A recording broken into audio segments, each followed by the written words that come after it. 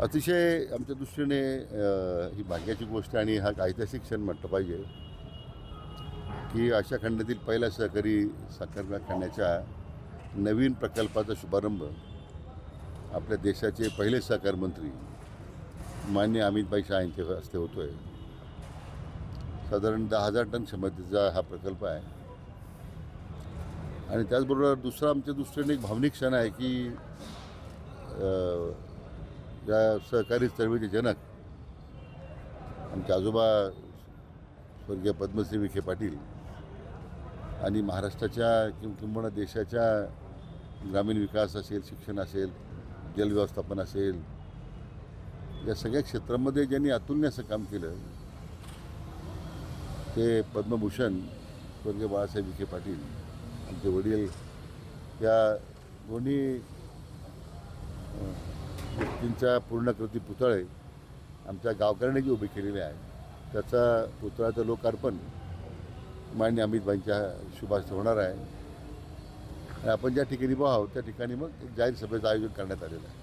अमित शहाच्या बरोबरच राज्याचं सगळं मंत्रिमंडळ इथे असणार आहे. आजच अनेक मंत्री येत आहेत, तर नुकसानी महाराष्ट्रामध्ये मोठी नुकसान झालेलं आहे, त्यांना मदतीच्या संदर्भात काही चर्चा होणार आहे का? आता स्वतः माननीय मुख्यमंत्री, दोन्ही माननीय उपमुख्यमंत्री, काही मंत्री येणार आहेत. आता स्वाभाविक राज्याच्या प्रश्नाची चर्चा त्यांच्याशी होण्याची शक्यता आहे. म्हणजे तो विषय माझ्याकडे नाही आहे, परंतु मला वाटतं माननीय मुख्यमंत्री यांनी स्वतःच सांगितलेलं आहे की सरकारने या विषयामध्ये अतिशय गंभीर दखल घेतलेली आहे. शेतकऱ्यांच्या मागे उभं राहणारं आमचं सरकार आहे आणि त्यासाठी लवकरच काही मदतीच्या घोषणा राज्य सरकार करील हे स्वतः माननीय मुख्यमंत्र्यांनी आश्वासित केलेलं आहे. तरी मला वाटतं आजच्या दौऱ्याच्या निमित्तानं ती चर्चा होऊ शकते असं माझं मत आहे. अमित शहा सहकार मंत्री झाल्यानंतर सहकार क्षेत्रात काय बदल मोठे झाले, काय परिणाम त्याचा आज दिसतो?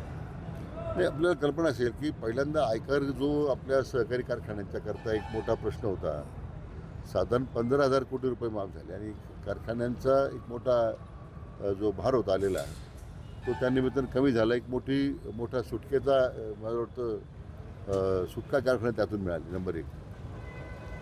आणि अतिरिक्त भाव जर तुम्हाला द्यायचा असेल उद्याच्या काळामध्ये तो टॅक्सेबल होणार नाही असा एक तो निर्णय झाला आहे. त्याचबरोबरीनं आज महाराष्ट्रातील जवळजवळ 60-70 कारखान्यांच्या दृष्टीने, सहकारी कारखान्यांच्या दृष्टीने आपली आर्थिक अडचण होती, म्हणून NCDCच्या माध्यमातून मोठ्या प्रमाणात राज्य सरकारच्या कडून त्याचं कर्ज वितरण करण्यात आलं. कारखान्यांना मला वाटतं मोठ्या प्रमाणात मदत त्या निमित्तानं झाली. परंतु सहकारी कारखाने जर वगळता आजच्या आंतरराष्ट्रीय सहकार वर्ष आपण साजरा करतो, त्यानिमित्तानं देशातील विशेष करून ज्या पॅक्स आहेत, म्हणजे प्राथमिक सहकारी संस्था आहेत, यांना फार मोठा बदलाव त्यांच्या कार्यपद्धतीमध्ये, त्यांच्या नियमामध्ये त्यांनी केलेला आहे. निव्वळ फक्त लोन भागे करायचे आणि कर्ज घ्यायचं यापेक्षाही 150 प्रकारचे व्यवसाय आमची प्राथमिक सोसायटी करू शकते, एवढा मोठा बदल त्यातून आलेला आहे. त्याचबरोबर मग आता नागरी बँकांना काही मदत होते. उदाहरणार्थ जी काही भांडवलाची आट होती ती शिथिल करून ऑनलाईन बँकिंग, अधिकाधिक ऑनलाईन बँका गेल्या पाहिजे. राष्ट्रीयकृत बँका किंवा मोठ्या बँकाची स्पर्धा छोट्या अर्बन बँकांना करता आली पाहिजे.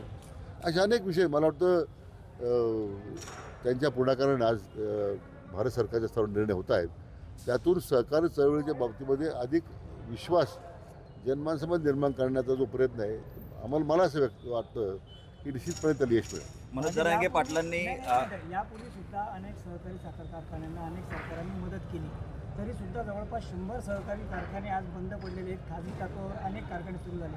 काय बदल झाला असं तुम्हाला वाटतं पूर्वीच्या सरकारमध्ये आजच्या या सरकारच्या सहकार मंत्र्यांच्या? नाही, असं आहे की सहकारी कारखानदारीचे अनेक कारणं होते. आजारी पडण्याचे, बंद पडण्याचे, त्या भागातल्या दुष्काळाची स्थिती आहे, ऊस उपलब्ध नाही आहे, किंवा मग काही निर्णय राजकीय झाले होते कारखान्यात येताना. परंतु दुर्दैवानं त्या काळामध्ये सरकार म्हणून जी मदत व्हायला पाहिजे, बहुतांश तर राज्य सहकारी बँकेचा आपण विचार केला. आता राज्य सहकारी बँक मोठ्या प्रमाणात आम्हाला एवढा नफा झाला म्हणून जाहीर करते, परंतु छोट्या छोट्या जे काही कर्जाच्या मरून अनेक कारखान्यांना राज्य बँकेने कर्ज नाकारले. म्हणजे एक राज्य सहकारी बँक कारखान्यांची एक संजीवनी ठरायला पाहिजे होती. तर बऱ्याच कारखान्यांना बंद पाडण्यामध्ये राज्य सहकारी बँकेचा मोठा सहभाग राहिला, ते काही नाकारता येत नाही. पूर्वी होता, पूर्वी तर ते राजकारणासाठी राजकीय निर्णय व्हायचे. मग पूर्वी राज्य सहकारी बँकेला पर्याय बँक काढली होती. मला वाटतं ते आपले हिंगोलीचे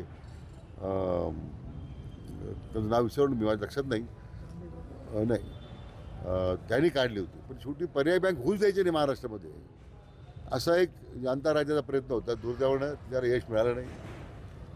सहकारी चळवळ आपली बटीक राहिली पाहिजे अशा पद्धतीचा या सहकारी चळवळीच्या कारखानदारीला वापरण्याचा प्रयत्न झाला. आम्ही आता VSL एवढे पैसे दिले. वसंतदादा शुगर सोडून काय सहकारी कारखान्याच्या पुनर्जीवनाकरता नूतनीकरणासाठी काय मदत झाली? काय झाली नाही. राज्य सहकारी बँकेची काय मदत झाली? काही प्रमाणात झाली असेल, परंतु जी दायित्व त्यांच्यावर होतं ते त्यांनी निभावलं नाही.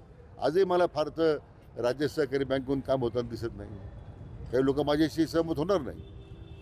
आणि म्हणून राज्य सरकार म्हणून जी फक्त भूमिका सरकारने घ्यावी, सरकार घेणारच आहे, परंतु ज्यांच्यावर ते दायित्व होतं, आता अनेक जिल्हा बँका बंद म्हणजे सेक्शन 11 खाली काम करत आहेत, त्यांच्या जिल्ह्यामध्ये असणारे सहकारी कारखान्यांना कर्जपुरवठा होत नाही. मला वाटतं एक व्यापक विचार व्हायला पाहिजे होता की सहकारी कारखाने जे कवडीमोल किमतीनं मागच्या काळामध्ये खाजगी लोकांना विकले गेले, सहकारी चळवळ संपवली, त्याच्याबद्दल आज आमचे जनता राजे बोलत नाही, गप्प आहेत. आपल्या जिल्ह्यातली मुळाप्रवार सहकारी सोसायटी जी गेली, ही कशामुळे गेली? हा केवळ राजकीय विखेंच्या विरोधात राजकीय निर्णय करण्याचीच भूमिका होती आमच्या जाणत्या राजाची. दुर्दैवानं त्यावेळीसुद्धा त्यांनी काही भूमिका घेतली नाही.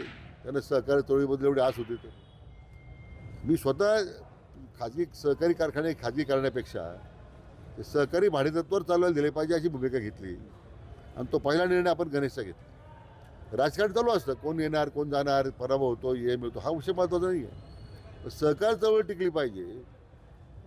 खाजगीकरणापेक्षा सहकारी भाडेतत्वावर कारखाने देऊन त्यांना कसं आपल्याला पुनर्वसन करता येईल त्या दृष्टीने प्रयत्न होण्याची गरज आहे. मला वाटतं आमच्या या सरकारच्या काळामध्ये तो दृष्टिकोन आपण घेतला. असं की ते स्वतः कृषी मंत्री असताना काही धोरण, कुठलं धोरण जाहीर केलं त्यांनी सांगावं ना की माझ्या धोरणामुळे राज्याच्या कृषी व्यवस्थेला आणि कृषी व्यवस्थेमध्ये शेतकऱ्याला एवढा लाभ झाला. एखादं उदाहरण सांगता येईल का आपल्याला? राज्याचं कृषी धोरण सक्षम आहे. माननीय मुख्यमंत्री आदरणीय देवेंद्रजी सक्षम आहेत. मला वाटतं लोक आता या सगळ्या ज्या कुरापत्या करण्याच्या ज्या काही लोकांच्या भानगडी आयुष्यभर ज्यांनी केल्या आहे, लोक त्याला तर विसरत चाललेले आहे. आणि म्हणून कोणत्या ना कोणत्या मार्गानं आपलं उपद्रवी मूल्य दाखवण्याचा काही लोक प्रयत्न करत आहेत. जरांगे पाटलांनी सरकारला आणि तुम्हालाही आवाहन केलं की दिवाळीपूर्वी OBC प्रमाणपत्र वाटप व्हायला हवं किंवा केलं जावं. नाही, असं आहे की हैदराबाद गॅजेटची कार्यवाही सुरू आहे. भूमिका सरकारची स्पष्ट आहे. कोणत्याही OBCच्या आरक्षणाला धक्का न लागता हे आपण आरक्षण देतो आहे. मान्य जरांगे पाटलांशी माझा संपर्क आहे. म्हणून मी त्यांना आश्वासित केलेलं आहे की जी भूमिका आपण त्यावेळी सरकारने घेतलेली आहे, सरकार त्या भूमिकेची ठाम आहे. कुठल्या परिस्थितीमध्ये घेतलेल्या निर्णयापासून सरकार मागे जाणार नाही. आणि जरांगे पाटलांनी दुसरं असंही लोकांना आवाहन केलं की जर एका आडनावाचं जर तुमच्याकडे प्रमाणपत्र असेल तर ते तुम्ही दुसऱ्यांना द्यावं. महाराष्ट्रातल्या सगळ्यांनी त्या आडनावाच्या आधारे OBC प्रमाणपत्र घ्यावं. हे शक्य आहे का? असं होऊ शकतं का? आणि दिले जातील का असे प्रमाण? नाही, म्हणून जी वंशावळी निश्चित करण्याची समिती या गावपातळीवर पण नेमलेली आहे. तलाठी, ग्रामसेवक, कृषी आहेत, त्यांनी सगळं तपासावं ना. आता एखाद्या गावामध्ये 80% एका आडनावाची लोक आहेत, त्यातल्या 4 लोकांना प्रमाणपत्र आहे, तर बाकीच्या 80% लोकांची वंशावळी त्यांनी जर निश्चित केली तर त्यांना मिळतील. तर विजय वडेट्टीवार असं म्हणत आहेत की सरकारने जर हे प्रमाणपत्र, हे जे GR जर रद्द केलं तर आम्ही 10 तारखेच्या मोर्चामध्ये मुख्यमंत्र्यांचं स्वागत करू, त्यांचा सत्कार करू. असं आहे की काँग्रेसला भूमिकाच नाही आहे. दुर्दैवाने विजय भाऊला हे माहीत आहे. नेतृत्वाला काहीतरी दाखवण्यासाठी त्यांची धडपड दिसते, तर त्यांना वास्तव माहीत आहे. त्यांच्या हाताचे ठसे घेण्यात आले, त्यावर कुठेतरी आरोप प्रत्यारोप सुरू आहे. अनिल परबांनी सांगितलंय की आम्ही त्यांच्यावर अब्रुनुकसानीचा दावा दाखल करू. या सगळ्या प्रकरणाकडे तुम्ही कसं पाहता? हे खरं म्हणजे तशा प्रकारचं विधान हे करणं चुकीचं होतं, दुर्दैव होतं. मला वाटतं आज वंदनीय शिवसेनाप्रमुख बाळासाहेब ठाकरेंचं जे काही प्रतिमा होती, त्यांचं जे एक प्रकारचं वलय होतं, विनाकारण त्यांना या राजकारणाच्या वादाच्या ओऱ्यात उडून आपण आपली स्वतःची प्रतिमा कमी आपण हे करतोय, मलिन करतोय. मला वाटतं वंदनीय बाळासाहेबांच्या संदर्भात अशा प्रकारचे वक्तव्य टाळले पाहिजे, असं माझं व्यक्तिगत मत आहे. रामदास कदम यांच्या पुतणीने जी आत्महत्या केली ती संशयास्पद आहे. मुख्यमंत्री रामदास कदमांना का वाचवत आहे असा सवाल देखील अनिल परब यांनी केला आहे. नाही, असं त्या व्यक्तिगत त्यांचं काय घडलंय, का आत्महत्या केली, काय ते मला मी त्याच्यात नाही आहे ना. पण वंदने बाळासाहेबांच्या बाबतीत केलं जे वक्तव्य आहे ते दुर्दैव होतं.